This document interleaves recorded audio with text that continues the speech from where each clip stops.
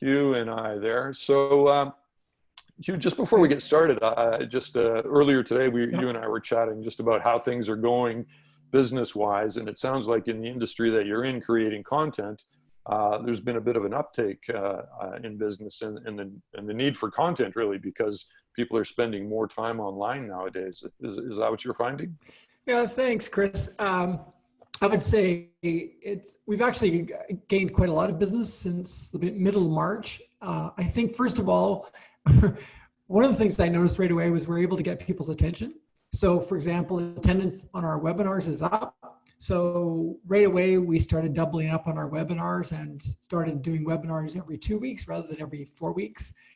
And that's made a big difference. It's just a really great way to have a group's attention for individuals for an hour. And then I think that I'm getting a sense that a lot of the businesses that we serve, which are usually small businesses, so like a sole practitioner, lawyer, or financial planner, they might have like one assistant.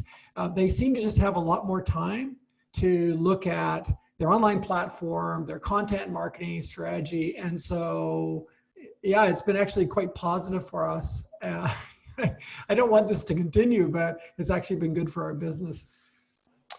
Yeah, well, that's good news, but yeah, for sure, want to Right. try to get back to whatever the new. I hear it described as the new abnormal. So, whatever that Right. turns out to be.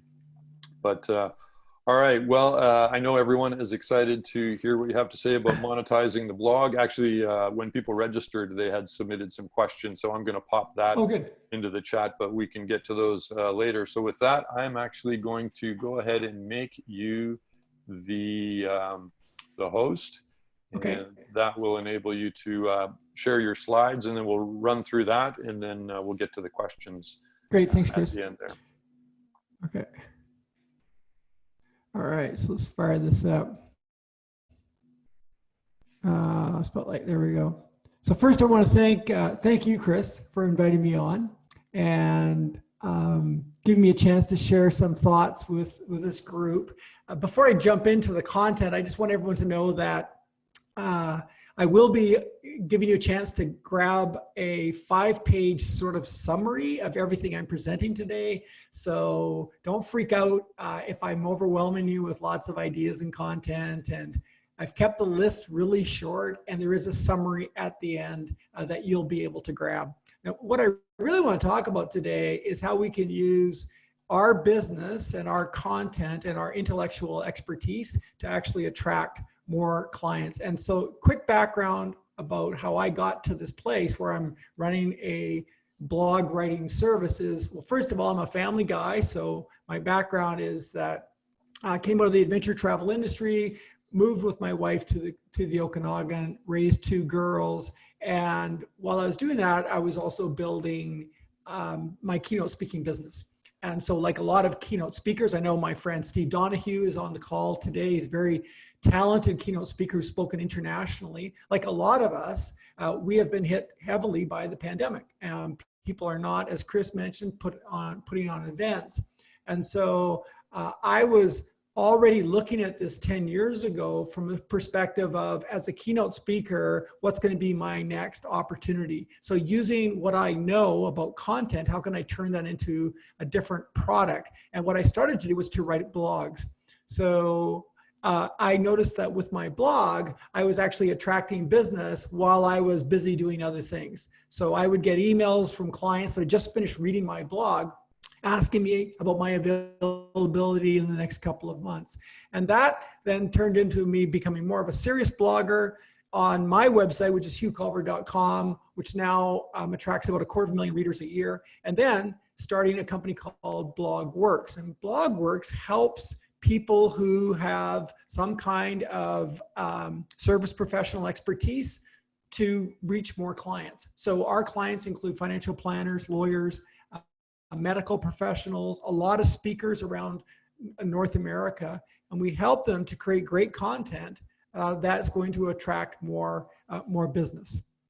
So that's my background. I came out of venture travel, started a family, started to become a speaker, and then turned into a blogger. And now that's turned into a business. And right now we have a small team in the Okanagan of about 16 people. I know Sarah, who's one of our top writers, is on the call today. And these writers are amazing, and they are like chameleons, and they can write for financial planners, and they can write for doctors, and they can write for motivational keynote speakers or leadership experts. So here's the background of how I think this whole idea of blogging works. So what I want you to imagine is, with your business, having 10 or 20 or 30 people coming every day and sitting in a room. I mean, wouldn't that be amazing? These are prospects, like potential customers. And every day they file in, and maybe they grab a glass of water or coffee and they sit down, and you have maybe 3 to 5 to 10 minutes of their attention. And then they're on their way again. I mean, it'd be unbelievable. As someone who used to rent hotel rooms and try and get people to come in, I know how unbelievable it would be if they just started to arrive on their own. Well, that's actually what's happening on any website that has a blog. And people don't know this because they're so busy trying to chase down Facebook leads or trying to build their Instagram following or whatever they're doing. But every day people are coming in, reading articles, and they're spending 3 to 10 minutes on each article and giving you their full attention. So it's an unbelievable opportunity. And so I use this analogy that your blog is like a breakout room in a conference. So I've spent a lot of time at conferences, I know a lot of you have as well. And we all know that at a conference, you have this area that we all congregate in. And from there, they go into breakout rooms. So there's these opportunities to go and sit in a room and listen to a speaker talk about a specific topic. So I want you to think in terms of your website being the conference, and then each blog article is like a breakout room. And I can choose to go into that room, and I'm going to stay there and read that article. Now, each article has a topic which relates to your overall solutions. So for example, when we started with BlogWorks, we started with a lot of people who are leadership experts. They focus on customer service, or they focus on relationships at in the workplace, team building, that sort of a thing. So each blog article relates to that overall topic. Now, typically, a website might see something like about a minute or a little over a minute on average time with each visitor. So using the conference analogy, they've arrived at this conference for about a minute, maybe a minute and a half. But when they step into this breakout room, now something really exciting happens. They slow down, and they're there for 3 or 4 or 5 or 11 minutes. And again, most business owners aren't thinking like this. They're so busy chasing after all sorts of online distractions, they're not actually thinking that they have a ready audience that's actually coming in. Okay, so when we look at the back end of websites, and we're doing this all day long with our clients and with people that are inquiring about our services, what we see is this remarkable phenomena, which is people are actually still slowing down and reading blog articles. So we think of the world as being online and crazy distracted, and everybody's driven by, all sorts of immediate needs like, oh, I've got to go and update this or check this. But people are still coming to websites and reading blog articles. Now, the trick with using your blog is to take that time that you have with that audience and then to direct that audience to what we call your revenue page. So whatever your business is, you're going to have some kind of a product or a service, or you sell speaking services or training or consulting, or, you could have a physical product, whatever it is. So the trick is that each blog article should have a very clear call to action. So when we work with clients, this is one of the first things that we try to repair, is that the traffic is not going to these revenue pages. The traffic is disappearing offline. It's online. It's just going. So we're seeing 95% of the traffic just comes to a page and leaves. So what we try to do is we try to help business owners understand, first of all, this audience is coming in. And wouldn't it be great if that audience was bigger? And wouldn't it be great if that audience actually then went to somewhere that's going to actually produce revenue? So let's just take a moment here. Let's just go in the chat box.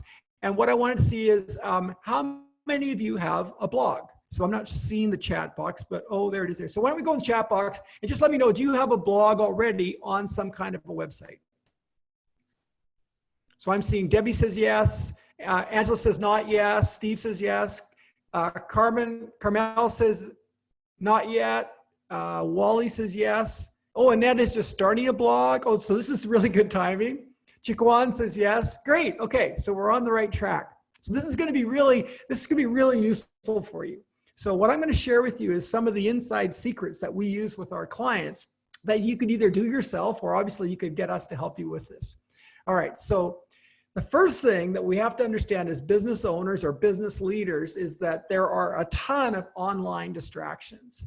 So I think of it like this, you check in the morning and the first thing you do is you check your email, which is, in my opinion, a big mistake, because your email is, of course, everybody else's distractions and everybody else's priorities. And then that leads to you thinking, oh, I should update my Facebook update. Oh, I better go and see who's connecting with me on LinkedIn. And then, oh, I know what I should do is I should go over and I should, work on that new meme I'm creating, which has got this really clever quote in it. And the next thing you know, it's 10:30 in the morning and you haven't really done anything that's really moved your business forward.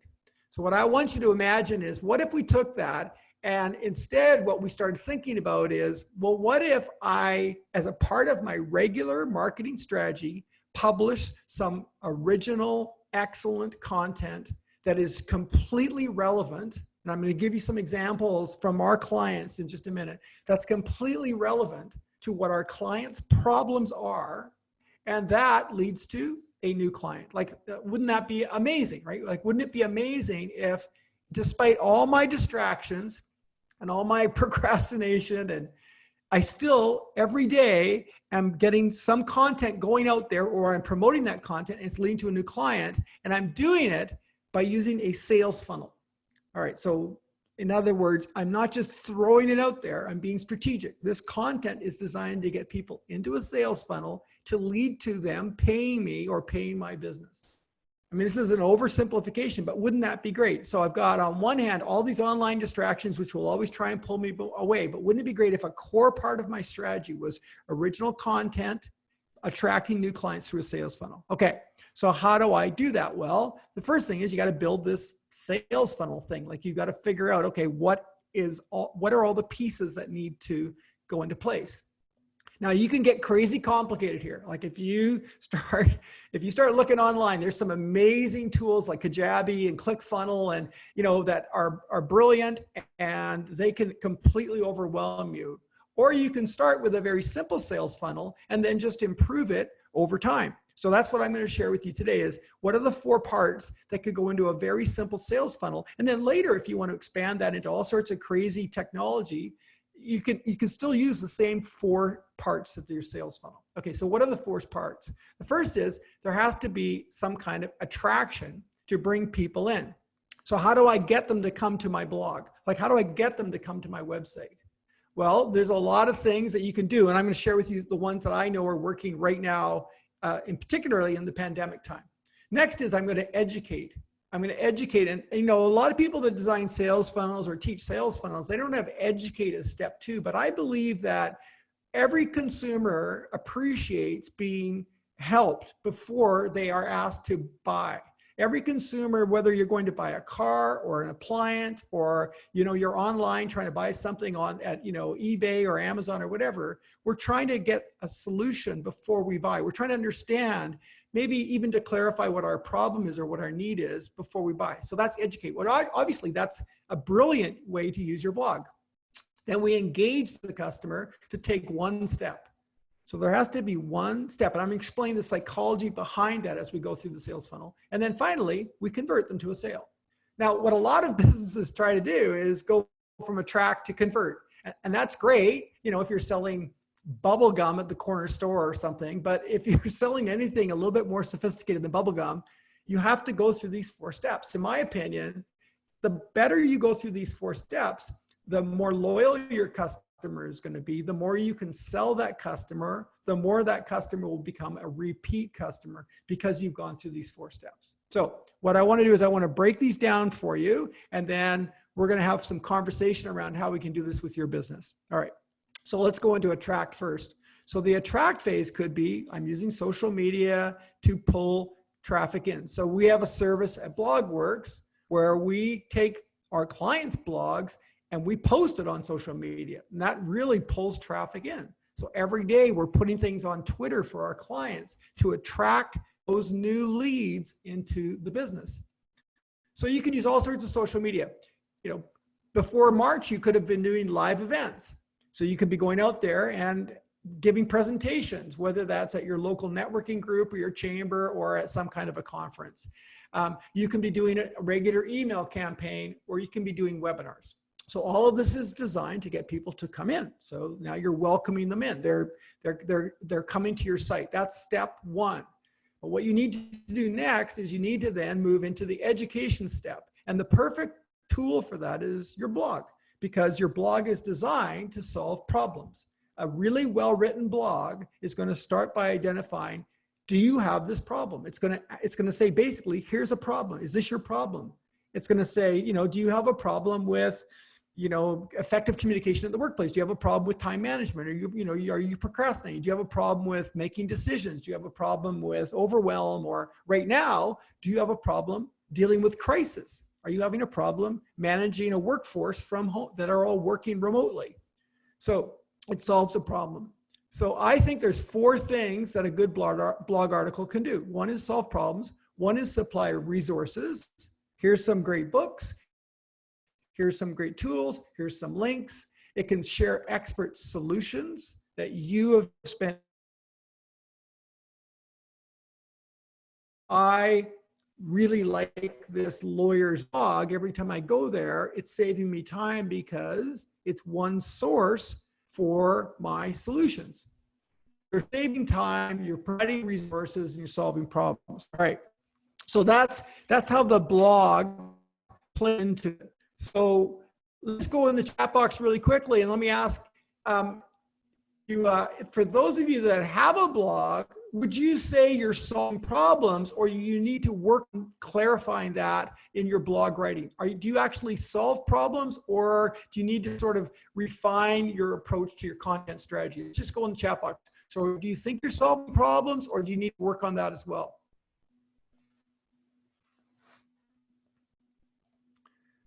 So Catherine says, I could be doing more problem solving. And particularly right now, Catherine, I would really encourage you to be relevant to what's going on in the world. Wally says, I need to refine your examples. Steve says, need to work on solving problems more. Deb says, Debbie, everything is an evolution. Okay, so let me give you some examples of what we're doing now with our clients to solve problems. So for example, here's an example from one of our clients, Andrew, who's in Colorado. He's a lawyer. And so we're writing blogs now around the same topics he normally writes about, but how is this relevant in a pandemic? I was on a webinar a couple months ago with Steve, with the Story brand, and he had this great line. He says,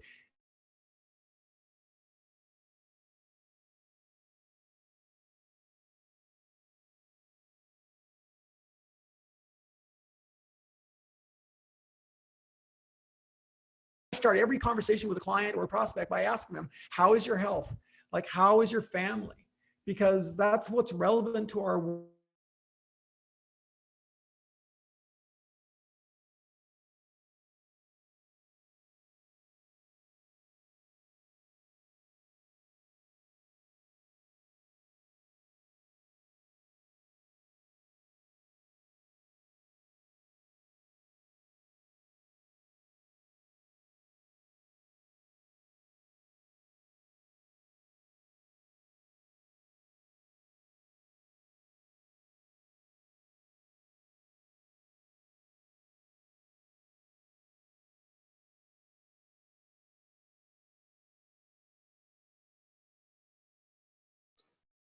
Hey folks, sorry, looks like we had lost Hugh for a second there, some connectivity issues, but I see Hugh is back. Hugh, I just made you the host again, so if you want to go ahead and share your screen again. Great, thanks.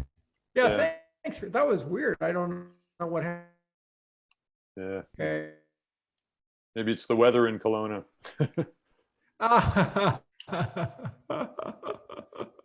Yeah, we can always blame something. Okay, hang on a sec. There we go. Just one sec. Just bear with me here. I'm looking for, I don't know what happened. This is really weird. Okay. I'm looking. Yeah. Oh, This is what we got call you. a technical glitch. Yeah. You know, if it was live, we could just say talk amongst yourselves. Well, they can chat amongst themselves. The chat's still working, and we still have your audio and video. Just a Oh, matter you do? of, Okay, great. yeah. It's just a matter of popping up the your presentation again. So you're the host, Yeah. so you can go ahead and share your screen. Okay, great. There we go. Okay, sorry about that. Okay.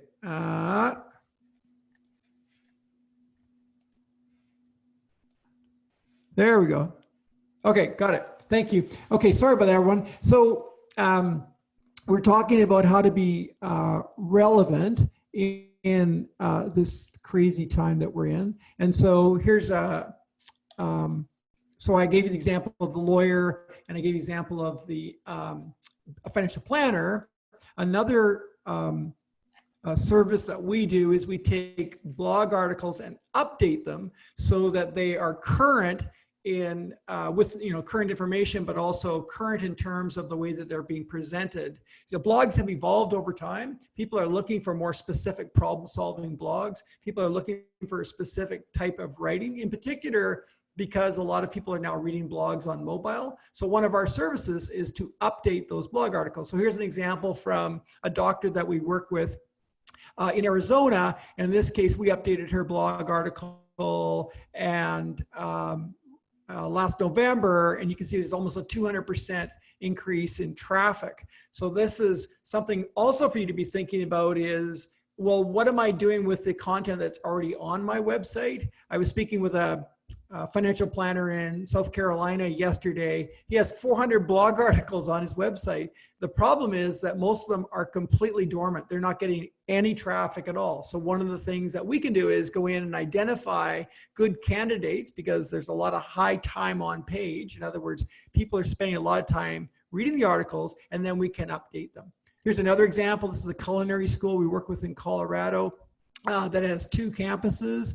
So in this case, we're updating their articles. And in this case, you can see over a double or almost a triple increase in traffic over a 6-month, a 3-month period by updating their articles. So when we're looking at publishing our blog article, we also want to be cognizant of the fact that we don't want to just leave those articles there. We also need to be updating them. This is an article that we just updated on our website, and already it's showing 146% increase in traffic over 30 days. So blogs are very powerful, and they need to be maintained. So and then we move into stage 3, which is engage. All right, what do I do now that I've got this traffic coming in? Well, I need to get everyone to take one step. There has to be one first step they can take. So they can go to my product page, they can opt into my list, they can download an ebook, they could watch a video, they could read another post. So this is a really critical part of the whole sales funnel process that a lot of people miss, is there has to be one thing that that person does. And ideally, that one thing has got to be where they basically give you a thumbs up. It's where they say, I want this, I agree to this. So let me explain to you how this works. So one of the most influential books in modern psychology is it's actually about behavioral psychology by Robert Cialdini from the University of Arizona, called Influence. I'm sure a lot of you have heard of it, or a lot of you have read it. And you might recall, if you've read it, that he identifies 6 principles of persuasion, which are similarity. We like things that are similar to things that we already know. We like people who are similar to us. We like reciprocity. I will want to return a favor that you've given me. Scarcity, we're motivated because there's not much of something left.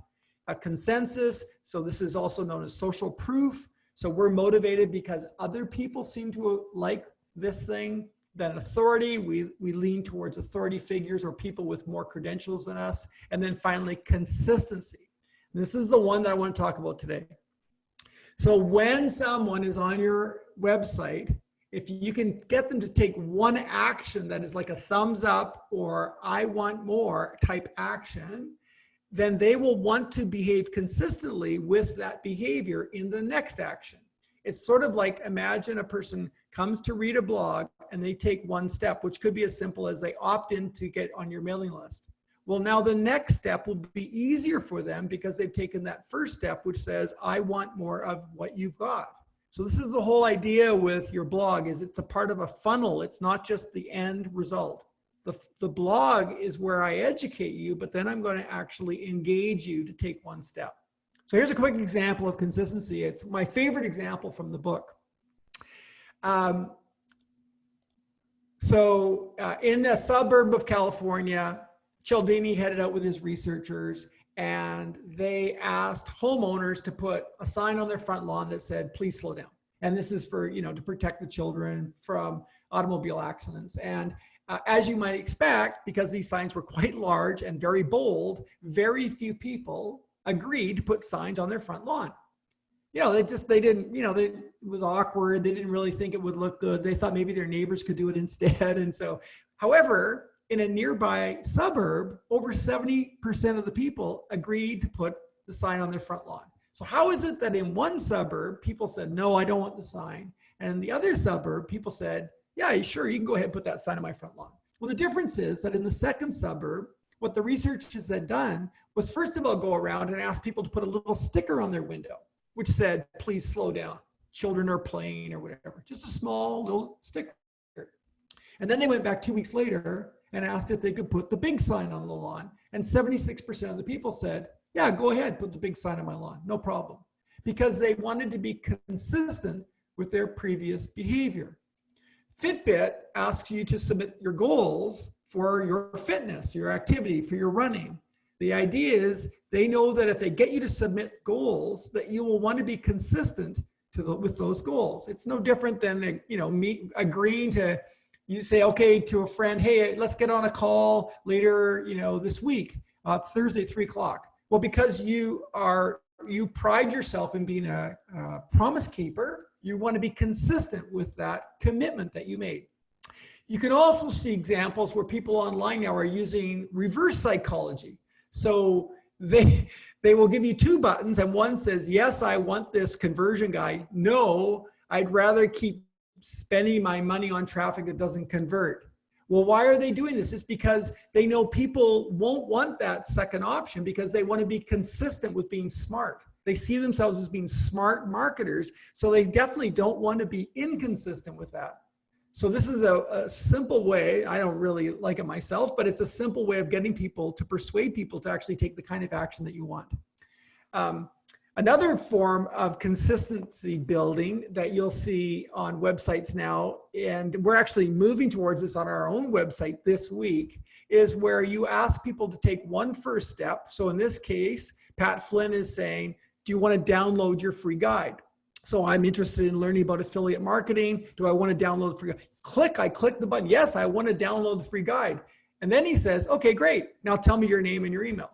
So you see what's happening there is I want to be consistent with my first decision when I go for my second decision. Okay, a simple example would be you add an opt-in to your website that pops up.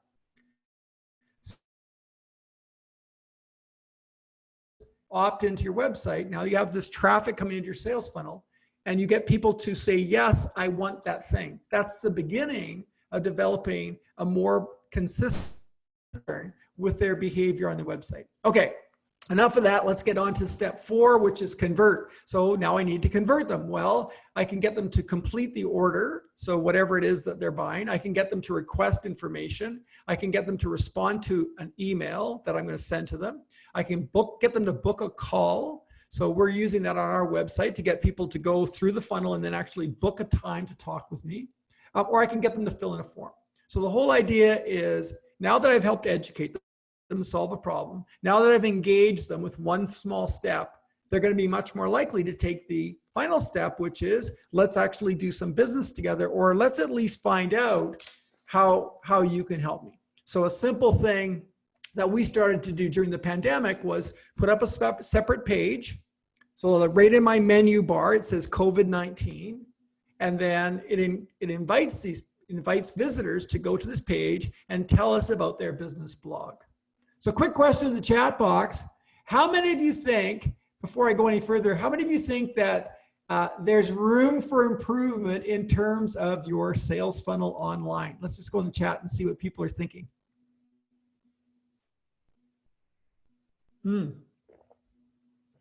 Kristen says, yep.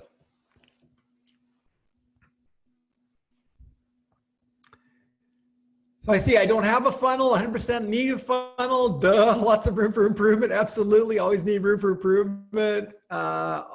So Wally says, definitely. Here's the thing is, it doesn't have to be complicated. And in fact, most of you could probably make some very small changes to your website right now and take existing traffic. You know, whether you're getting 300 unique visitors a month or you're getting 3,000 unique visitors a month, it doesn't matter. The idea is to help those people to go down through the funnel. And what you're doing is you're helping to solve their problem. You know, you're actually helping them. You're not doing something that they don't want. They came to your website to find a solution to their problem, whatever it is that you help them with. And now you're going to help them to go the next step, which is to go deeper and to learn how you can serve them even more. And so small changes would be get them onto your list. Develop something simple on your list. So go and, you know, set up MailChimp with a pop-up, or we use Opt-in Monster. It's very inexpensive. It's very user-friendly. Get a pop-up happening that gets people on your list, and that's the beginning of it. Then go build a email sequence. And so when they join your list, they get 5 emails. You know, one comes out the first day, one comes out 2 days later, one comes out 5 days later, whatever it is. So now you've got a system. The whole idea is to build a system. Okay.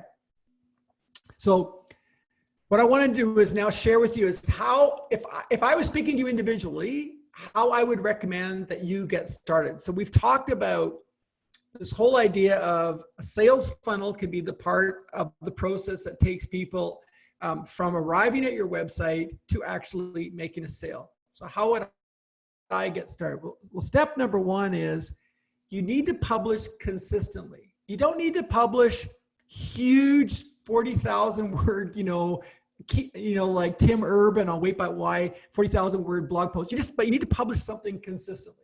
So sometimes it could be a short update. Sometimes it could be just a book review. Sometimes it could be a problem that you just solved for a client, or that, you in the past you've solved for clients, but you need to publish consistently. So once a month is a great place to start. Twice a month is even better. 4 times a month is a nice steady diet. And I would suggest right now that you can safely increase the frequency of your publishing, given that people are more available. That's number 1. Number 2 is you need to promote every post. So doesn't have to be some onerous, big, complicated thing, but you should, at the very minimum, every blog post should go onto your favorite social media channels. So you should just announce that it's available. But I would also encourage you to email it to your list. So every time you email to your list, you're going to get anywhere from 25 to 45 people opening that email. Those people will come to your website and be reminded of how you can solve their problems. So you're staying top of mind. And so that's a very simple routine that should happen every time you publish your blog post.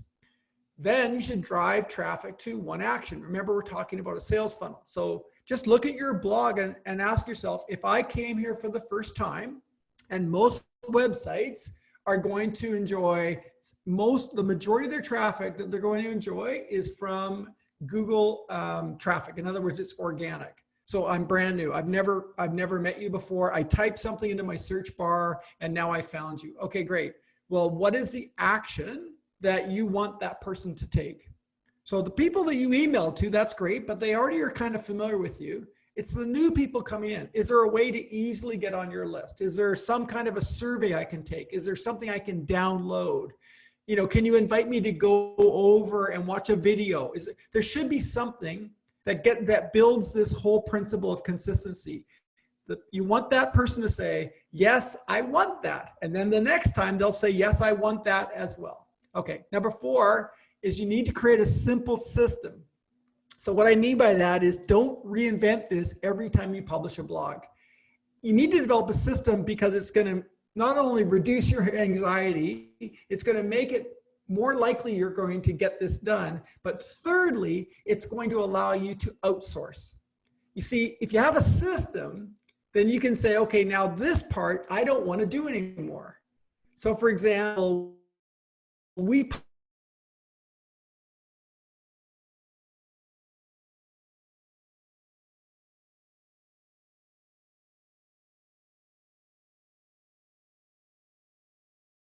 images or the font sizes or the subheadings. So we also publish. It's a perfect thing to outsource. But first of all, you have to have the system that you want to outsource. Okay, so my question before I go any further is, okay, which one of these 5 do you think you need to work on right now? So let's go in the chat box. 1, 2, 3, 4, 5, all of them. Which ones? So Chris says, I'm cutting out. Sorry, Chris. I'm back. So Carmel says 1. Angela says all of them. So Joy says 1. All of them. Steve says 2. Wally says 1. Perfect. Well, Wally, we're going to have a conversation about number 1. Okay. All right. So what I want to do is I want to give you an offer, a gift. I've only given this once before, which was last Friday, my last webinar. And then I want to share with you in the time we've got left is how you can get a summary of this whole presentation. Okay. So here's the gift I'd like to offer to you. So typically when people come to us at BlogWorks, and once we identify that we can actually help them, there's 2 options. One is we're going to write new keyword-rich articles, or we'll update existing articles.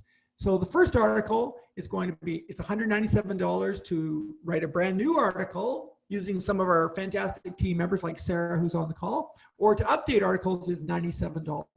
Now, if you were to buy 6 of those, so twice a month you're publishing, that would cover you for 3 months. That's a really great starter to get your blog happening consistently. You'd be looking at about $1,182 for 6 articles, brand new, or $582 if you're updating existing articles.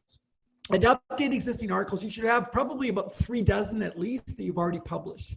So I want to throw that away because I really appreciate being invited to come and speak to this group, and especially in these crazy times, and to be getting, my friend Chris on the call with me. So what I want to do instead is your first article is seemed to work, so I'm going to try it one more time. And so the first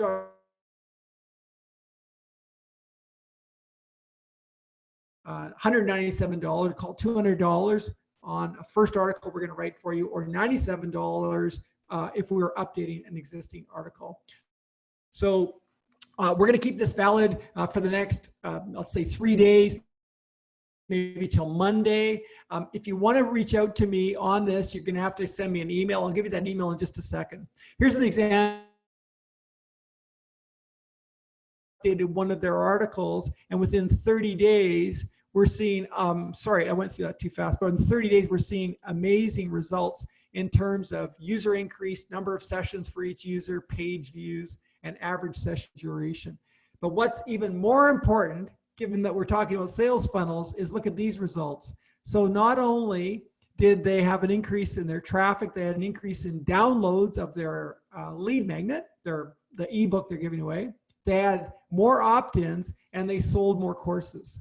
So when you put people into a sales funnel, it's a natural flow from who are you, never heard from you before, to let's helping to solve some problems. We're going to solve some problems for you. That's the educate. Then we're going to engage you, get you to take one step, and then finally to move them towards some kind of a sale.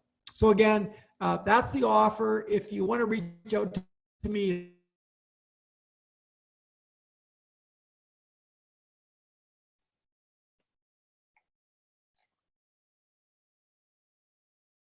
Yeah, you seem to be cutting out again. before we do any of that, of course, we're going to talk on the phone and make sure it's a good fit.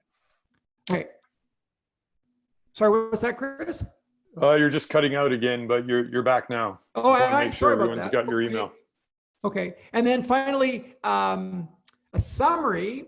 So we've just updated our ebook, which is the $1 Million Blog, how to make money with your blog in the age of social media. If you want to get a copy of that, I'd be really happy to send that to you. It's more of a summary of what we talked about today. And so again, go to hugh@yourblogworks.com and I'll be happy to send that off to you. And I think it's going to help you to understand. It talks a lot more about, well, how does this whole idea of getting people on your site and getting them to spend more time with you actually turn into sales? So that's another opportunity for you.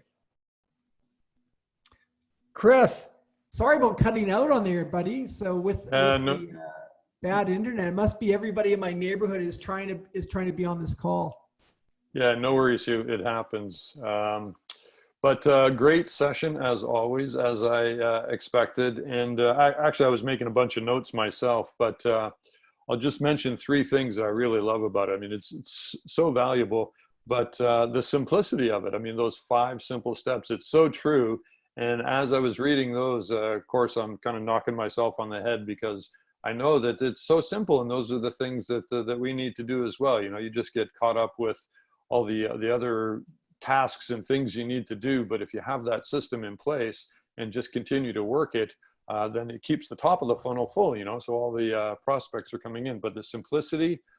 It's data driven, and you know I love data and I love Google Analytics, and it still shocks me the number of businesses that I find that don't actually have analytics on their site, or they do but they don't really pay attention to it. So there's just so much valuable data and insights there, as you so aptly demonstrated.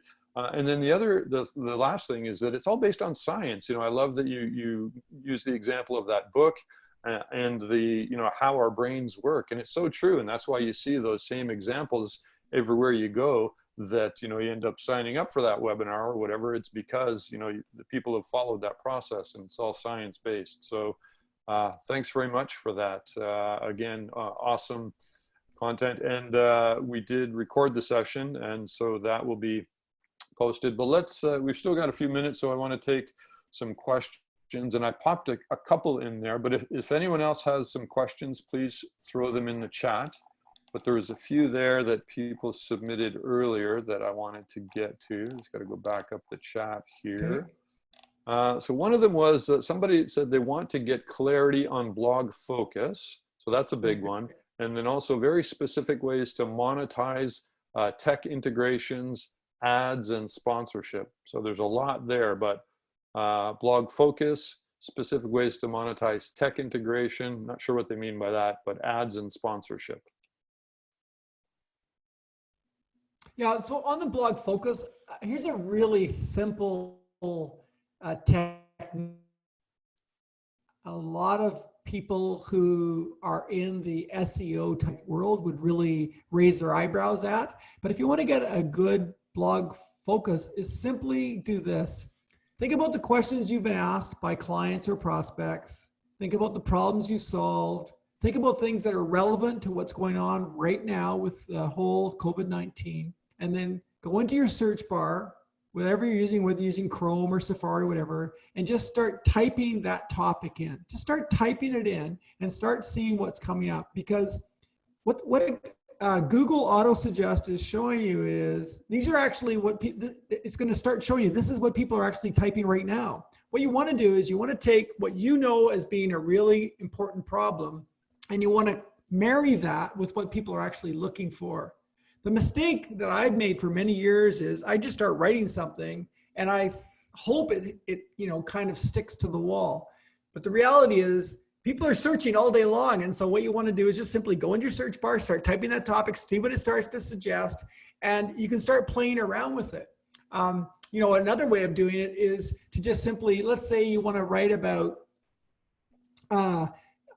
something like how to be a better leader. So just go be better leader and then type the letter A and then the letter B and then the letter C and just start seeing what it's suggesting. So that's what I would recommend. So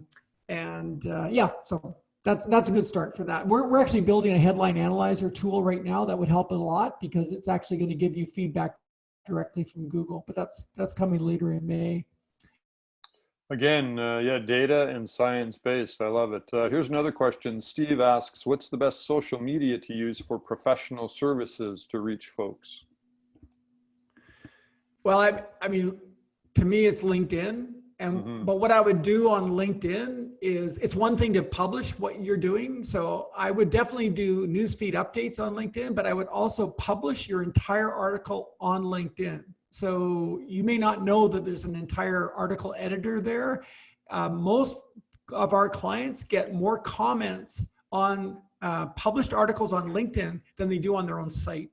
The second thing that I would do is I would use LinkedIn to find good connections. So there's a really simple way using LinkedIn. It's all free where you can actually filter for the people you're looking for and then just reach out to them with a quick note. So I would be building my connections of people that I want to connect with, people that I know are good buyers of my product. So for me, I like working with marketing agencies like Chris. I like working with financial planners because we've actually got a really good niche happening with those. So I'm building those connections, but I'm also publishing my entire article on LinkedIn. Hmm. Yeah, definitely. Anything in the professional services industry, LinkedIn is a great place to be. And I pop in there at least once a day, and I almost always see a new blog post or something from you, Hugh, and it's always good stuff and lots of engagement there. Yeah. Another question is, just pop down now. Mentioned a blog through a list, so promoting it through a list. A good response is 24 or 25 to 45 clicks. What is a good Right. open rate percentage when you promote your blog through your email list? Well, Steve, Chris, you'd have probably more accurate numbers on this, but I mean, when we see a good open rate, it's more than 25%. Like, for example, if we're advertising a webinar, we'd want to see an open rate more closer to 50%, but anywhere from 25 to 50 is probably what you can expect, open rate. Yeah, there's definitely lots of variables in there, and Right. it comes down to kind of the quality of the list. So how you're collecting subscribers, if it's single opt-in or Right. double opt-in, how often you communicate. If you don't communicate very often and suddenly you send out a post or an email, it's not going to get a very high open rate. But Right. 40% I would say is very good. The Yeah. average, and again, it depends on industry, but it's in around the 25% range. So if you're getting 40 or 50, then you're above average and you're doing well. Right. Let's see. But Chris, you made a really good point there in terms of how consistently you're doing it. There's this word that's thrown around a lot in online marketing, which is nurture. Mm-hmm. So it's one thing to add people to a list, but you need to nurture that list so you can stay top of mind. One way of thinking about that is for a person to make a decision to buy your service or your product, they may need to have seen you 7 times before they actually make that decision. Well, in the meantime, you need to be nurturing that connection. You need to be staying top of mind with them. What you don't want is the day that they think they need a financial planner or a lawyer or they need that product for them to go and start searching online. You want them to be going to the people that they already know, like, and trust, and that should be you. Mm-hmm. Yeah, absolutely. All right. Well, I've got almost 12 o'clock, but there's one more is a really good and relevant question here. So I want to make sure we get to that. So this will be the last question and then we'll wrap up. But it is, when updating old blog posts, which you talked about, do you just update the old post or do you create a whole new post? Great question. So we actually update that blog post and we publish it, keeping the URL exactly the same as a new blog post. So let's imagine the blog post was written in 2017 and we've identified that it's a good candidate for a number of reasons to be updated. We have a 15-point update process. We take that article through, including keyword research, and then we publish it back on the website with a new date. So for example, with today's date, 21st of May 2020, but with the same URL. We never touch the URL because one of the reasons why this technique works so well is that old blog post has already developed some indexing online. So it's been indexed by Google, it's been found by the search engines, the bots have spotted it. And so when we republish it, we don't want to mess around with the existing traffic it already has. Mm-hmm. Yeah, for sure. Definitely good to not change the URL. And the other thing that I notice, or that I think is good to do, is not have a date on the blog post usually as Right. well, because to keep it evergreen, because sometimes if people see at the top of the post, September 2017, even if it's great content, they're going to kind of dismiss it because they think it's old, or even if it's only Right. 6 months old, sometimes people will still dismiss it because they want the latest and greatest. So we Yeah. found that, Yeah. good not to. And we also tell the reader that this blog has been updated. So right in the text, either at the beginning or the end, we'll say this blog was originally written in 2017 and it was updated in 2020 for your pleasure, right? So it lets the reader know that this is actually current. This is actually something that's actually relevant to what's going on right now. Awesome. Okay. Well, I want to thank you again very much, Hugh, for joining us from Kelowna and providing such a great presentation on monetizing the blog. Like I said to everybody, we've recorded the session, so that'll be up probably later today or tomorrow. If you want to go back and review it, or if you missed anything, you can always do that. And so with that, I'm going to wish everybody a wonderful day, and hope you stay safe. And what is it Bonnie Henry says? Be safe, be kind, and keep your distance. Yeah, and stay home. And stay home. Indeed, yeah. Thanks, All right. everyone. Thanks, you. My pleasure. Thanks, Chris. All right. Take care.